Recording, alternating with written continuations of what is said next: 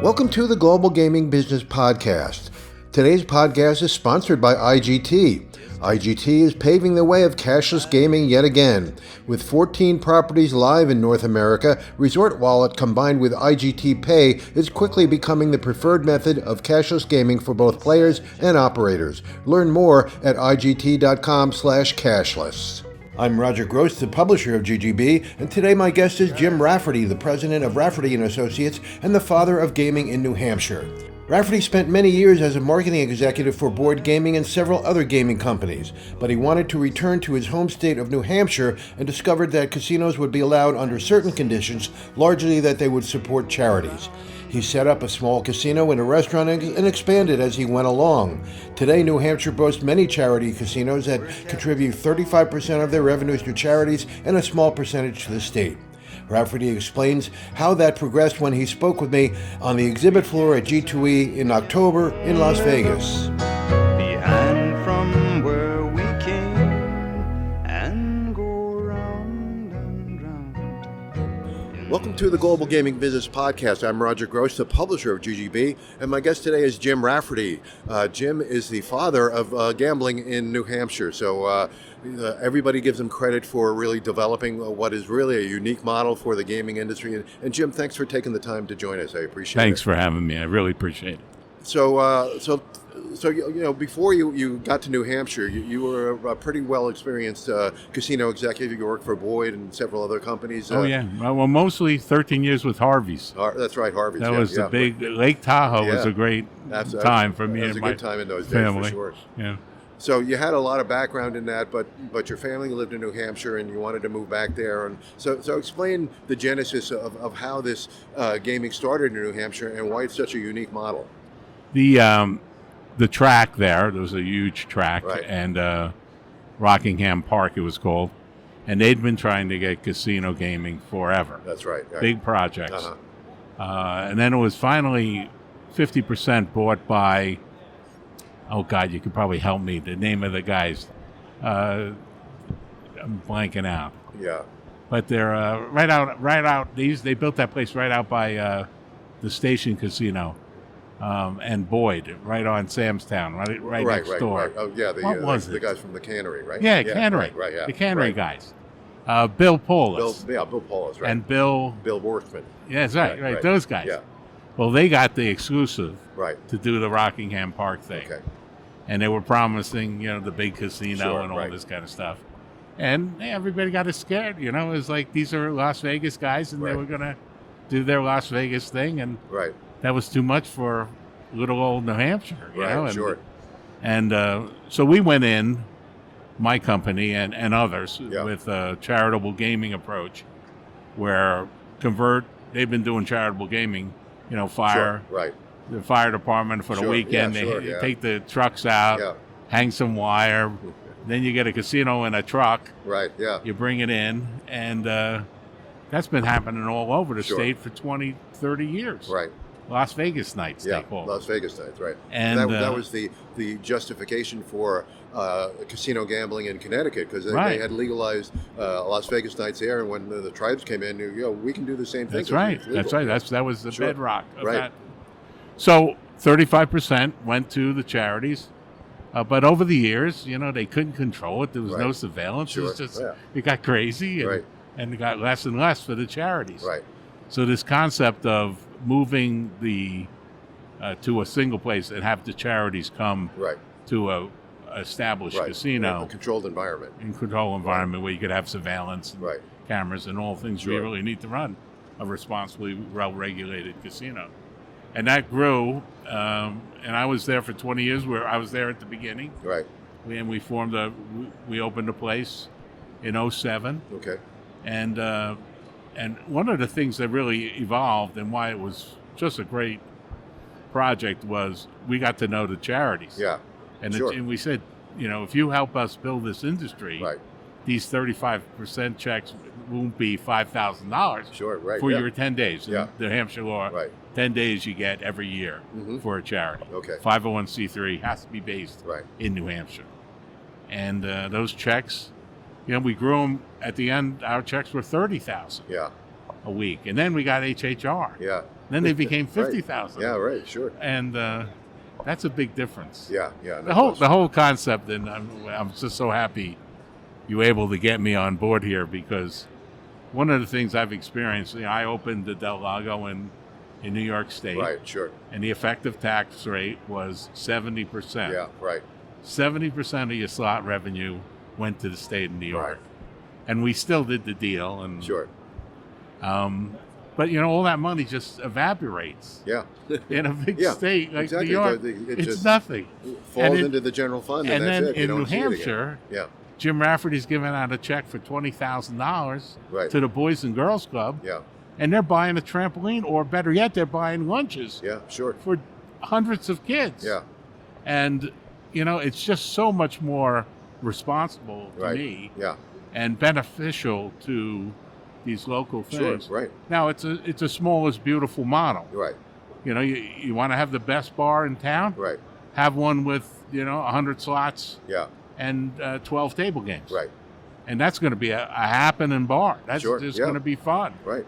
and exciting. Yeah. And we ended up building 3 of them before we Okay. sold the company Okay. last May. And as when we originally talked, I said, I think this model would work someplace else. I really do. Yeah. I sold my company. I'm not looking to make a whole bunch of money. I think these relationships that I've had with charities Sure. have been so beneficial, and Right. because I did it for. Right. We were open for 15 years. Right. We raised Sure. $7,800,000 Amazing. for charities with small places. Yeah. Right. And these people, some of the totals were, $400,000 or $500,000 Right. from my business to them. Yeah. And it changed their Yeah. whole. I mean, the Corpus Christi Food Bank Yeah. now has, like 3 stations, and Yeah. they feed a lot of people, and they do a lot of good things. I just think it's if you were a state like Tennessee Right. or a state like Alaska, Right. that has been really suspect of Right. gaming Yep. for now, For sure. the industry. Right. Well, Tennessee now is sports betting, so maybe they're They have that right. Yeah. So maybe they're thinking a little bit different. Right. But I think Tennessee is particularly interesting Sure. because there's a church on every corner in Nashville. Yeah. It's a place that prides itself Right. on taking care of its own Right. Tennessee people. Sure. And this model really works with that. Yeah. Yeah. So I don't know. It's just a thought. Sure. And we're developing some models so that we can go and show them maybe. Sure. And Tell us how it evolved in New Hampshire. I know there was a really low limit for a while. it started $2. Yeah. And you're playing a $2 blackjack game. Right. That's I used not to really deal that in easy. Atlantic City. Didn't like it. But then we went to the legislature and worked hard Right. and got it to be $4. Yeah. But then, we figured, the legislators don't pay any attention Sure. to the operators. Right. Yeah. But you start sending your charities up there. Yeah. I'm from the Lions Club Sure. in Nashville, New Hampshire. Yeah. And this is the best thing that ever happened to my charity. Yeah. And you should make it $10. Yeah. Why wouldn't you make it $10? Right.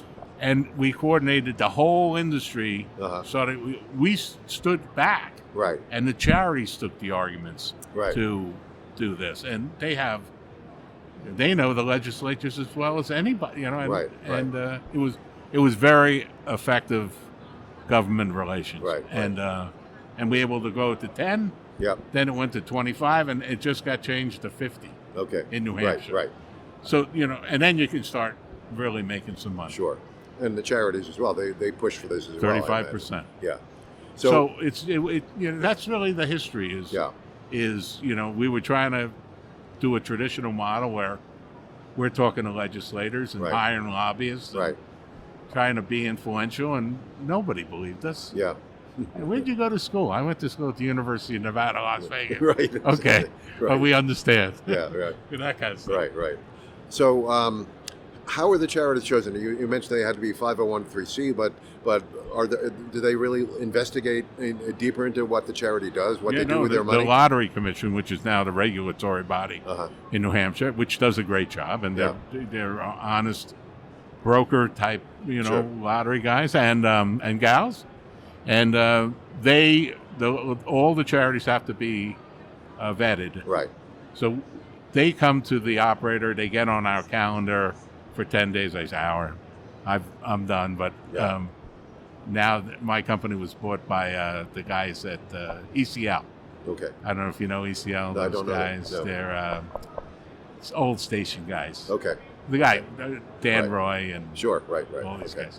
guys. But they're a great gaming company. Sure, And right. and so you get on the calendar, and you get 10 days, and then they fill out the forms for the state. Right. They go to the state. They get approved. They get vetted. They have to Right. prove that they're 501c. They have to do a fingerprint check. Anybody who's handling the money, Right. who's going to get the check, make sure it goes. And in New Hampshire, we have the Secretary of State. Every charity has to fill out a report every year Sure. of their good deeds Right. and how much they spent Right. and what were their administrative costs. Mm-hmm. So that really helped to keep everything Yeah. on the Right. honest. Right. Now, you've had a couple of bumps in the road. A state senator apparently was trying to get over on something. I mean, those things are going to happen in a young gaming industry. But they were caught. They were caught. Yeah. Yeah, no. He had done a deal to use COVID money, Yeah. Okay. That's and he right. bought a That's what it was. Maserati. Yeah. Right. And Yeah. people were wondering how Yeah, that how all did you get fitted. that? to Yeah. the Where'd that come from? Yeah, so that was dumb. But we have good regulators and Sure. and inspectors, coming by, Yeah. saying, "Why does this guy have the Maserati parked outside?" Right. We know his whole background. He used to be a state Sure. senator. Yeah. And it's just- not only that, it's just- they can do the math. With the Right. money he earns But from his. that's why you need well-regulated gaming. Sure. Absolutely. Yeah. I'm all in favor of that. Sure. Our history, which is, thank God, Right. in our past, Yeah.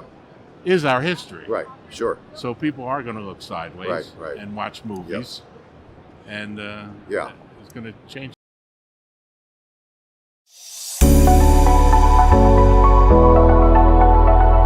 Resort Wallet from IGT provides a digital wallet for all your players' gaming and retail needs. Your players will love the convenience of IGT's cashless gaming solution with none of the hassles associated with using cash. And with IGT Pay, IGT's exclusive payment gateway, your players can fund their cashless wagering accounts from multiple external sources simultaneously. The benefits of cashless gaming are amazing. No more waiting in lines at ATMs to get cash, no more waiting in lines to redeem your tickets, and no more waiting for service when your ticket printer jams. Learn more at IGT.com/cashless. So we did a podcast a few weeks ago with Andre Carrier, who's the head of Eureka Casinos, and they run the charity casino at the old Seabrook racetrack. Right. He said he talked to you and before they made any decision. How Right. many people have come to you and asked about New Hampshire gaming? Everybody who is currently licensed. Yeah. Okay. So they stopped at your place. they to stand stopped your by flag and said, first, right? "What's going on? You're a gaming guy. Why are you doing right. this?" Yeah. And I said, "You're probably not going to like what I'm telling you, but we're doing it for the charities. Yeah. Right. Sure. And if we benefit, that's great. And Yeah. and I'm first one to say I've benefited greatly personally Right. from all this work, the Right. 20 years Yeah. of developing the industry. But there's been a lot of good work for charities, Yeah. and that's why we do it. That got people to get in, and now we have Churchill Downs there, and Yeah. we have Peninsula Right. Pacific there. We Yep. have Delaware North. Yeah. I mean, a lot of Sure. major A lot of big companies. players. Yeah. And Andre Carrier, they've done a beautiful Sure. job with Absolutely. Seabrook, Yeah. Yeah. now that's what I called the understand. Brook. Yeah. Right. And they we New Hampshire went sports betting, and Andre built a beautiful book, Yeah. and that's always a nice compliment Sure, right. to these facilities. And the big 'Cause- companies came in there as well. FanDuel and DraftKings. I Yeah, think? DraftKings has the exclusive Okay, that's right. in Yeah. New Hampshire, Right. and they want everybody to play on a smartphone. Yeah. But 80% use smartphones. Right. 20% want a ticket, Right. like I do. Sure. You know, Right. I Yeah. want to make a bet Yeah. Of course. and have yeah. a ticket, Right. and I know that's old-fashioned. Yeah. but But we're old school. you know. yeah, and also So when they open one of these smaller casinos, what's the market like in Pennsylvania? I know the 90% of the market comes within 25 miles of the facility. Is it even smaller in New Hampshire? No, that's a pretty good deal. Okay. 25 miles. Yeah. And so the competition with Wynn in Boston, I mean, that's a pretty short drive from southern New Hampshire to Boston. Well, the Wynn property in Boston has the problem that it's really close, but you can't get there. Yeah, that's right. Yeah. The last 30 minutes. Yeah. Could take an hour. Yeah, with all the traffic in Boston. Yeah. And Everett. The big dig. It's a big problem. Yeah, right. It's a big problem, but it's a beautiful place. Yeah, and absolutely. you always going to compete with that. Yeah. Yeah, but again, you guys got lower limits. I mean, I'm sure blackjack at Wynn starts at $25, and 50. Yeah, there you go. Yeah. So that's strong. Yeah, for the lower limit people, New Hampshire's a great opportunity for them. That's right. Yeah. And it fits right. Right. And I think the places now that the mint that's going to be developed with the license that I sold them. Yeah. Is going to have 1,200 machines. Okay. That's a lot different. When I left the Lucky Moose, our biggest place, we had 67 machines. Yeah. So I think it's going to be a different economy. So those HHR machines, historic horse racing machines, made a big difference. Big difference. Yeah. So it turn on the lights. Yeah. Difference. Yeah. Yeah. People love playing those machines. And, they're virtually indistinguishable from regular slots. Well, Roger, you might remember this. You and I have been doing this for a long time. When we originally built the conference education schedule, and you did a great job putting together things, but I made a real impact with Mary Midway. Yeah. And talking about who exactly Mary Midway was. Yeah. The classic female, older American. Right. Who, that's the way she really enjoys machines. And as much as this is a cliche, men play table games, women play slots. Right. The model works. Yeah. To this day, the model works. Right. Yeah. So she wants to just go in and be on her own, if not with a friend. Yeah. And just lock in. Right. To their machines. Yeah. I played HHR machines in Virginia when Peninsula Pacific had that market cornered down there, and you could see the little racetrack in the corner of the screen, but otherwise it played just like a regular slot. Right. Good guys. Jonathan Swain, he's mostly retired, but Aaron Gomes is running it. Yeah, Aaron is a good friend of mine. And he's a great guy. Sure. Yeah. And they'll do a nice job. They have six licenses in New Hampshire. Yeah. These little tiny licenses throughout the states. Yeah. But Todd Moyer just did a beautiful commercial for him, and he's those guys are pros. Todd's another old school guy like us. But it's what's great is they're honest and they're going to do the right thing. Of course, right. And nobody can look at the industry sideways if we're talking about those people. Sure. Yeah. So because they've been licensed. They're all people with integrity, just like you. So Jim, thanks for joining us. I'm really glad we could give you credit for what you did in New Hampshire. It's a really a unique model. I'd like to see it in some other states as well. And of course your faith in our company, our magazine, right from the start has really helped us out. So we appreciate that as well. Well, Roger, you've done a great job with Global Gaming Business. We're so proud of you. The original investors, I know I can speak for myself, saying you've done a great job, and we really hope you can get everything out of this you deserve. Well, great. Thanks for joining us, and have a safe trip back to New Hampshire. Seasons, they go round and round. Painted ponies go up and down. Thanks for joining us for this episode of the GGB Podcast, sponsored by IGT. With IGT's Resort Wallet, your players will experience the convenience of digital transactions throughout your resort property. Learn more at IGT.com/cashless. To learn more about the topics discussed today and all the important issues in gaming, check out Global Gaming Business Magazine. For a free virtual copy of the magazine, subscribe at ggbmagazine.com. To stay current with the weekly news of the gaming industry, subscribe to ggbnews.com. Use the coupon code GGB180 for a free subscription. And don't miss a single episode of the GGB Podcast. Subscribe on Amazon, Spotify, or Apple Podcasts today. And we'll see you next time on the GGB Podcast.